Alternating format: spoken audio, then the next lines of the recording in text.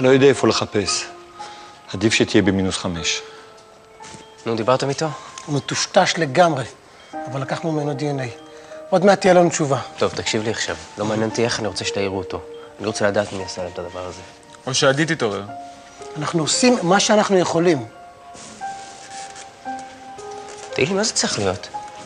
אנחנו עושים מה שאנחנו יכולים? מה זה השטויות האלה? שלומי, אתה ראית אותה. נו.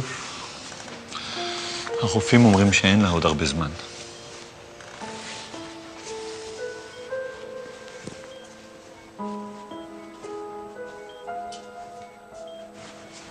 מה היא... אין מה לעשות. הגוף שלה זקן מדי. אולי. אבל אני לא חרשת. עדי. ילדה שלי. אני אקרא לרופא.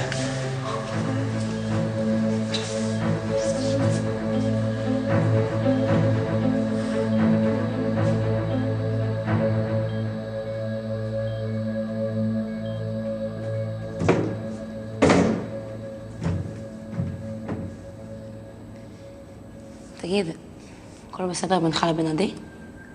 כן, זאת אומרת, בטח. זאת אומרת, אין בינינו שום דבר. זאת אומרת, למה? סתם, היא הייתה נראית לי קצת עצובה במסיבה. לא שמתי לב. מה, היא לא אמרה לך מה קרה?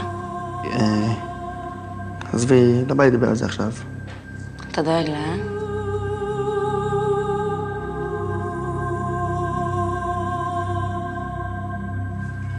איך את מרגישה? כמו שאני נראית. איך אני נראית, שלומי? $1,000,000. תהיה, הכל יהיה בסדר. זה לא מרגיש ככה, אבא. אני לא מאמינה שזאת אני. די, מתוקה שלי, די. צריכה לנוח עכשיו. אני שמעתי מה שאמרו הרופאים, שלא נשאר לי הרבה זמן. לא, הם לא בטוחים, הם אמרו שהם יעשו הכל כדי ש... תן לי לדבר. יש לי בקשה. זאת מין בקשה אחרונה כזאת. די, עדי, אל תגידי דברים כאלה. תקשיבו לי, מעצבנים. הדרת פני זקן, לא?